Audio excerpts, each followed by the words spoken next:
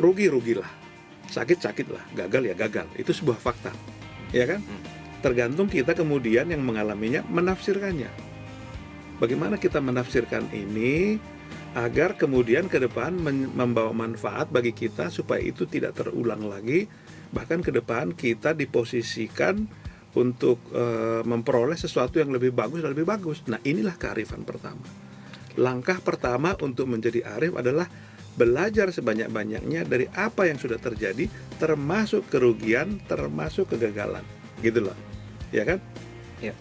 Berarti memberi arti terhadap Ya, memberi arti. Nah, tentu saja pembelajaran tentang apa yang sudah terjadi akan memberi kita pemahaman dan pengertian yang lebih komprehensif, membuat kita kemudian ketika membuat rencana baru ini akan lebih komprehensif, akan lebih hati-hati, akan lebih bagus, akan lebih cerdas, akan lebih cerdik. Nah, itu yang mesti Pak Ferry lakukan dengan timnya.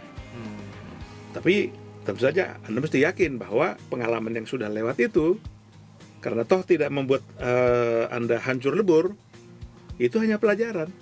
Maka belajarlah sebaik-baiknya. Apa persis pelajarannya?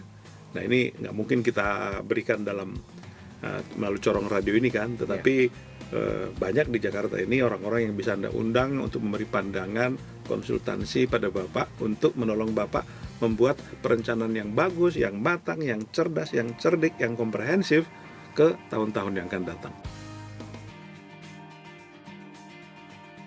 Di abad ke-21 ini, ya, abad yang didominasi tadi oleh nalar dan sains, web dan internet, teknologi nano, dan segera kita akan juga berkenalan dengan teknologi pico, kecerdasan buatan, robotika, komputasi masif, kedokteran genetik, kedokteran sinaptik, energi terbarukan yang berasal dari perut bumi, dari angkasa, dari samudra, dari inti hidrogen dan sebagainya.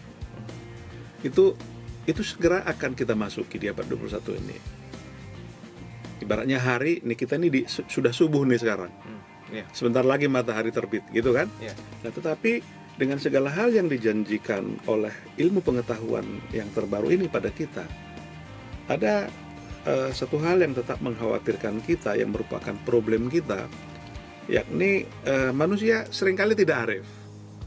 Nah, itulah yang makanya buku saya itu saya beri judul Sains, Etika, dan Keluhuran. Sebenarnya dalam abad yang super modern seperti yang sedang kita masuki sekarang ini, yang segera menyertai kita dan menemani kita adalah keluhuran-keluhuran dan etika dan kearifan-kearifan. Itu mestinya. Nah, tetapi faktanya adalah seperti saya bilang tadi, dalam 100.000 tahun perjalanan Homo sapiens sejak keluar dari Afrika, itu kearifan baru merupakan pengalaman umat manusia 3.000 tahun terakhir. Jadi 97% dari kehidupan Homo sapiens di bumi itu prasejarah. Kita nggak tahu manusia waktu itu hidup di gua-gua gitu kan. Barulah beberapa ribu tahun terakhir ini, ya, prasejarah kita yang sudah bisa dipahami orang sekarang.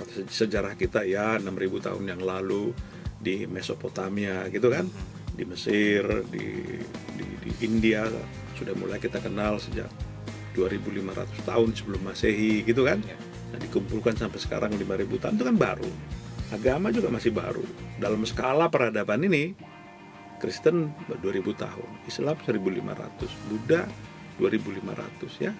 India barangkali 3.000 tahun. Jadi pengalaman kita beretika, beragama kan baru.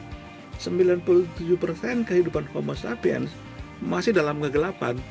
Jadi tidak heran sebenarnya dalam zaman yang ultra modern sekarang ini, seperti di Indonesia juga hari-hari ini, kita masih menemukan penampilan primitif dari Homo sapiens seperti barbarisme misalnya.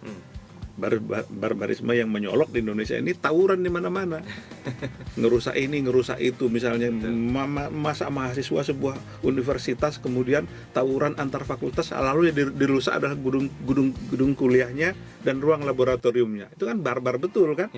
Tapi dari mana ini? Dari mana daya rusak ini muncul? Ya, itulah warisan primitif Homo sapiens, baru coba diperbaiki oleh agama 3.000 tahun terakhir ini, belum berhasil sepenuhnya, atau immoralisme. fenomena korupsi di Indonesia yang auzubillah kita lihat sekarang ini adalah fenomena itu.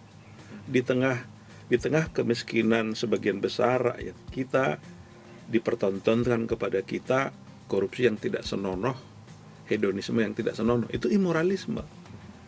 Tapi kok bisa kita miliki? Lah itu tadi. Karena sebenarnya fenomena kearifan itu baru merupakan pengalaman baru kita, ya kan?